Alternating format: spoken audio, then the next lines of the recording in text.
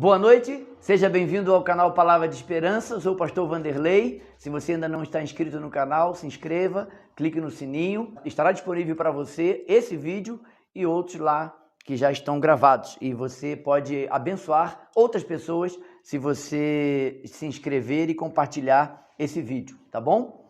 Hoje nós vamos meditar nesse tema, o que Deus quer de nós, Miqueias 6:8. E eu quero convidar você a abrir a sua Bíblia nesse texto. Se você não trouxe Bíblia, eu tenho aqui em duas versões o texto. Pode ler comigo. Este é o versículo-chave de Miqueias 6:8. Na verdade, toda a história de Miqueias está envolvendo esse versículo. Por isso que eu escolhi esse versículo para a nossa reflexão hoje. Vamos lá? Ele te declarou, ó homem, o que é bom e o que é que o Senhor pede de ti, que pratiques a justiça, ames a misericórdia e andes humildemente com o teu Deus. A versão NVI, ele mostrou a você, ó homem, o que é bom e o que é que o Senhor exige. Pratique a justiça, ame a fidelidade e ande humildemente com o teu Deus. Quero chamar a sua atenção para as traduções, porque a palavra exige, porque na verdade é uma exigência que Deus está fazendo para o seu povo. Você vai entender por que é uma exigência. Miqueias, ele é contemporâneo de Isaías. Ele está escrevendo esse livro, pequeno livro, para o povo de Israel que está em Judá, mas também para quem está em Jerusalém. Ou seja, ele tanto afeta a sua mensagem profética ao povo do norte quanto ao povo do sul. Norte, Israel, Judá, sul. Ok? Ele conseguiu, em pouco tempo de ministério, alcançar os dois reinos.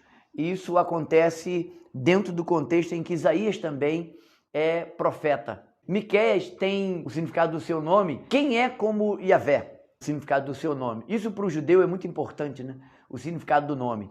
O ministério de Miqueias teve apenas 29 anos, não foi muito longo, né? Mas foram tempos difíceis e de muita oposição. Algo que você vai perceber em Miqueias, se você ler o livro todo, são 6 capítulos apenas, você vai perceber que o contexto histórico de Miqueias lembra muito os dias de hoje. Nós vamos ver isso daqui a pouco, quando a gente examinar com detalhes o texto. E quando a gente olha para Miqueias, a gente percebe esse pano de fundo. Havia miséria, havia exploração dos ricos explorando os pobres, é algo bem contemporâneo, né? A gente vê isso a cada dia. O número de funcionários que um ministro do Supremo tem, ele tem um funcionário para colocar a toga e tirar a toga. Aquele cara ganha não sei quantos mil-reais e ele não faz outra coisa. Eles têm as melhores comidas, é muita regalia, né? E os pobres estão aí, nós estamos com um país num índice de miséria altíssimo. Então, Miqueias é muito contemporâneo e vale a pena ler, porque Miqueias ele vai reclamar sobre isso com as autoridades constituídas. Vamos dar uma olhadinha no capítulo 2 de Miqueias. Esse texto vai ajudar a gente a entender a contemporaneidade desse momento que nós estamos vivendo e que Miqueias viveu. Tem uma coisa interessante no livro de Miqueias, as 3 principais sentenças começam com a palavra ouvir. É uma repreensão, um chamamento que Deus faz usando o profeta. No capítulo 1, versículo 2, ouvi todos os povos, prestai atenção à terra. Depois, no capítulo 3, versículo 1, ouvi agora, vós cabeças de Jacó, e vós chefes da casa de Israel, reino do sul e reino do norte. Não é a vós outros que pertence o saber e juízo? Uma pergunta meio que de desdenho, né? E depois o terceiro ouve está no capítulo 6. Ouvi agora, capítulo 6, versículo 1. Ouvi agora o que diz o Senhor, levanta-te, defende a tua causa perante os montes e ouça os outeiros a tua voz. E o versículo que nós estamos usando como versículo-chave é o capítulo 6, versículo 8, mas eu considero importante lermos capítulo 6, de 6 a 8, porque esse contexto aqui vai dar uma ideia melhor para você que nunca leu o livro ou leu faz muito tempo e não lembra do contexto histórico. Capítulo 6 de Miqueias, de 6 a 8. Com que me apresentarei ao Senhor e me inclinarei ante o Deus excelso? Virei perante ele com holocaustos, com bezerro de um ano? Agradar-se-á o Senhor de milhares de carneiros, de 10.000 ribeiros de azeite? Darei o meu primogênito pela minha transgressão, o fruto do meu corpo pelo pecado da minha alma? Aí chega o versículo 8, que é o versículo chave do livro. Ele te declarou ao homem o que é bom, e que é o que o Senhor pede de ti, senão que pratiques a justiça, ames a misericórdia e andes humildemente com teu Deus. Algumas versões trazem o ponto de interrogação, outras versões não trazem o ponto de interrogação. Mas lá no capítulo 2, a gente vai olhar agora o capítulo 2, o capítulo inteiro começa aí com um ai. Então, Miqueias está realmente reclamando, ele está sendo usado por Deus para ser voz de Deus para clamar pela justiça, irmãos. Havia uma injustiça em graus elevados, e ele se levanta corajosamente contra essas injustiças. São injustiças dos líderes, dos governantes, mas também dos líderes religiosos. Por isso que Miqueias levanta esse ai. Ai daqueles que nos seus leitos imaginam a iniquidade e maquinam o mal, à luz da alva o praticam, porque o poder está em sua mão. Irmão, isso lembra muito a gente nos dias de hoje, né? As pessoas que maquinam o mal, elas geralmente praticam pela madrugada. Alvorecer do dia aqui é madrugadinha, quando o dia está iniciando. São ações malignas que geralmente acontecem, emboscadas, as ciladas, elas acontecem nesse horário. E aí você vai lendo o capítulo, por exemplo, versículo 6. Quem pode ler para mim? 2, 6. Não babujeis, dizem eles, não babujeis tais coisas, porque a desgraça não cairá sobre nós. O injusto, ele chega a pensar dessa forma, ele acha que ele não vai ser atingido. É por isso que o cara vai praticando as falcatruas, e ele vai se dando bem, e ele vai se empolgando, então ele vai aumentando o leque de ações, porque ele acha que ele não vai ser pego, né? Nós estamos aí com um monte de autoridades presas na estado do Rio de Janeiro, tem bastante dessas situações, nossos ex-governadores e tudo mais, temos escândalos a toda hora na nossa Câmara de Deputados, né? Lá no Senado também, mas eu falo, pensando em Rio de Janeiro, nosso estado está meio à deriva, e a gente tem que orar muito por isso, né? Então, essa exploração da injustiça contra a justiça e contra o pobre, ela é contemporânea de Miqueias. No capítulo 3, a gente precisa olhar também, aí ele vai tratar da questão da opressão por parte dos governantes. A minha Bíblia tem um subtema, castigo, o juízo vindouro. Miqueias está sendo usado por Deus para avisar, o castigo virá, Deus está atento. Irmãos, tem horas que dá a impressão que a gente não vai ver a justiça sendo feita. Parece que a justiça está tardia. Abacuque, ele no seu desespero, é uma aflição parecida com a de Miqueias, Abacuque chega a dizer que a justiça anda cambaleando pelas ruas, como para dizer, não há justiça. É o ninivita, os caldeus oprimindo a gente, até quando? E Abacuque vai para Deus e ele meio que enquadra Deus numa situação, Deus, o senhor não está vendo que nós estamos aqui sofrendo? Então a injustiça parece que campeia e largamente avança e parece que não tem jeito. Mas o capítulo 3 vai mostrar que Deus virá com o juízo. E o juízo não vai tardar. Veja para mim o versículo 8, 3:8. Alguém pode ler? Contudo, quanto à minha pessoa, graças ao poder do Espírito de Yahvé, o Senhor, estou cheio de força e de amor pelo que é direito e justo. E assim posso confrontar Jacó com sua transgressão e a Israel com o seu pecado. Se você for olhar o capítulo 3, de 1 a 4, que é o que nós deveríamos continuar lendo também, e eu acho importante ler, o versículo 3 é a segunda sentença do ouvi, né, que nós comentamos. Ouvi agora, vós cabeças de Jacó e vós chefes da casa de Israel. Está falando para o reino do sul, o reino do norte. Não é vós outros que pertencem ao saber juízo? É meio que um desdém. E aí ele vai continuar. Os que aborreceis o bem e amais o mal, e deles arrancais a pele e a carne de cima dos seus ossos, que comeis a carne do meu povo, e lhes arrancais a pele, e lhes milçais os ossos, e os repartis como para a panela, e como carne no meio do caldeirão. Olha o versículo 4. Então chamarão ao Senhor, mas não os ouvirá. Antes esconderá deles a sua face naquele tempo, visto que eles fizeram mal nas suas obras. Deus está sendo implacável. Miqueias está sendo usado por Deus para dizer, olha, não aceitarei a injustiça. A injustiça terá o seu fim decretado no momento certo. Então o que nós temos que fazer? Aí a gente precisa voltar para o versículo-chave, que é o versículo, capítulo 6, versículo 8, que vai mostrar o que Deus requer de nós, o seu povo. A situação que campeia a mente e o momento de Miqueias é esse aí. Tempos difíceis, miséria social, e a miséria social é por causa da opressão da parte dos governantes, e Miqueias se levanta como voz do povo, mas é voz de Deus para clamar por justiça.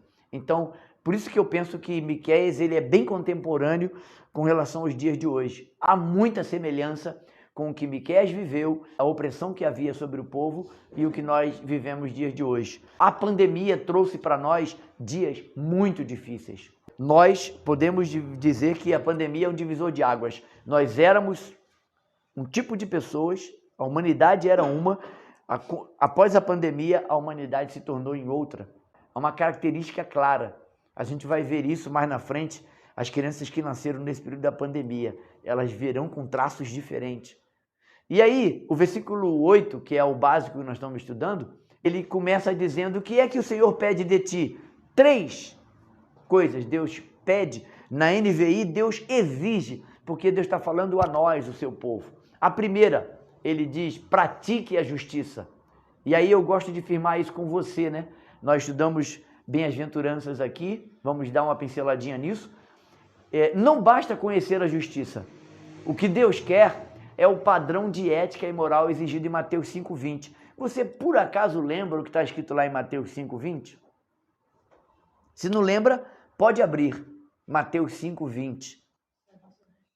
Se a vossa justiça não exceder em muito, eu gosto da tradução Revista Atualizada, se a vossa justiça não exceder em muito a dos escribas e fariseus, de modo nenhum herdarei o reino dos céus. É uma palavra para mim e para você. Então, não basta conhecer a justiça. Os juristas, os advogados, os ministros do Supremo, eles conhecem a justiça. Eles até, teoricamente, trabalham, exercem a função deles para que a justiça seja feita, né? Mas não basta conhecer a justiça. A justiça tem que ser praticada. É isso que Mateus 5,20 informa. Praticar a justiça é dever de todos. Irmãos, não deveríamos ficar assustados ou perplexos quando olharmos para alguém que está fazendo as coisas de maneira correta, praticando a justiça. A justiça é algo que não precisava ser aplaudida. Mas nós estamos vivendo tanta injustiça que quando a gente vê a justiça, a gente quer aplaudir. Porque está ficando cada vez mais raro ser justo. E justiça tem um preço para ser justo. É o caminho apertado e estreito. Por isso que eu trouxe Mateus 5,20 como base, né? Então, praticar a justiça. Primeira coisa que Deus pede de nós, pratiquemos a justiça. A segunda sentença, volta lá para Miqueias 6,8. O que é que o Senhor pede de ti, senão que pratiques a justiça e... Qual é a segunda sentença? Ames a misericórdia. O que é amar a misericórdia aí? Amar a misericórdia é amar profundamente. Não é discurso, é prática, é ação. Você vai ver uma coisa interessante nessas 3 sentenças daqui a pouco. E aí, quando eu pensei que justiça, misericórdia aí é algo prático, como também é prática a justiça, eu me lembrei de Isaías 49,15. E aí eu quero que você leia para mim. Quem achar primeiro pode ler. Isaías 49,15. É um texto muito bonito. Por que eu estou exemplificando essa misericórdia com o amor de mãe? Porque o amor verdadeiro está exemplificado no coração de uma mãe. E aí, o homem, ele não foi feito com esse estilo. A personalidade do homem, do macho, é o caçador, é o provedor. A personalidade da mãe, o instinto materno, é de proteção. Quer ver uma mãe ficar igual um siri na lata ou um porco-espinho? É tocar na cria dela. Não toca. Se tocar, vai ver comigo. Ela vira um monstro.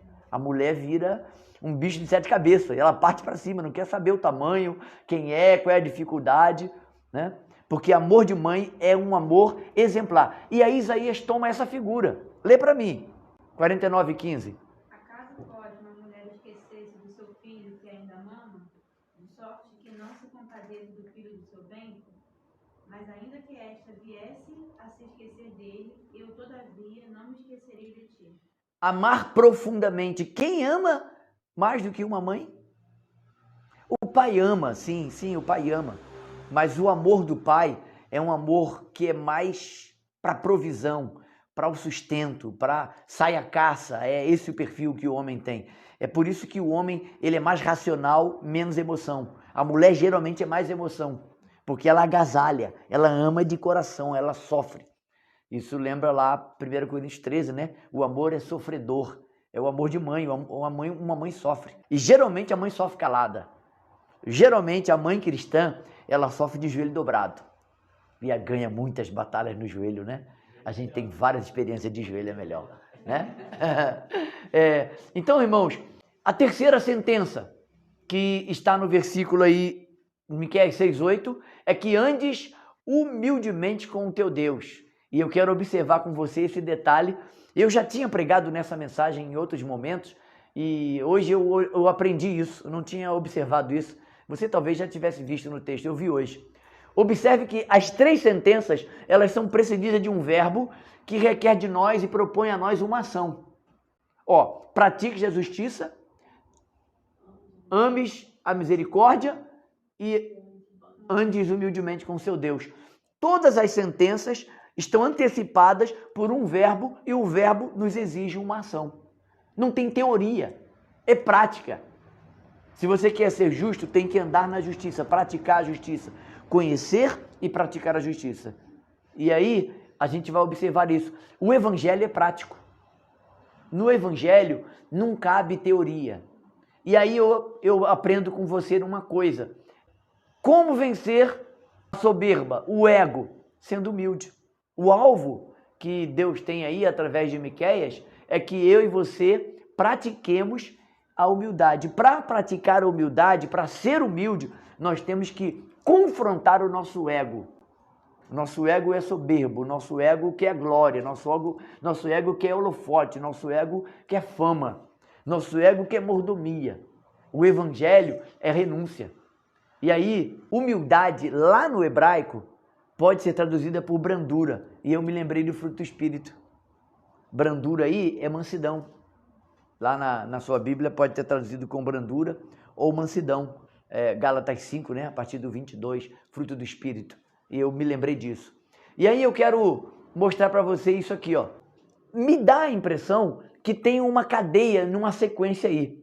Ou seja, eu pratico a justiça, por isso eu amo a misericórdia, porque quem pratica a justiça não concorda com a falta de misericórdia.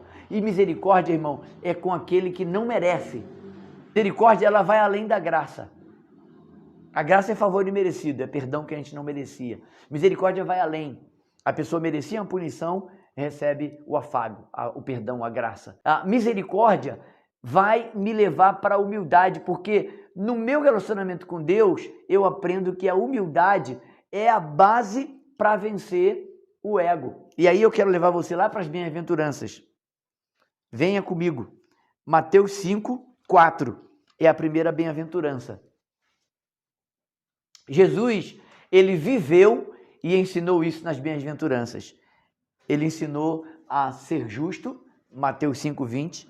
Ele ensinou a gente a amar, praticar a misericórdia e ele ensinou a andar humildemente com o nosso Deus. Jesus é o melhor exemplo. Quando nós estudamos as bem-aventuranças, nós aprendemos que sem a humildade, nós não vamos conseguir ver na nossa vida as outras bem-aventuranças. Assim como sem o amor, fruto do Espírito, nós não vamos ver as outras qualidades do fruto do Espírito na nossa vida. O amor gera os outros frutos, a humildade gera as outras bem-aventuranças. Por isso que humildade é ponto zero. Eu preciso entender que sem humildade eu não posso nem chegar à presença de Deus.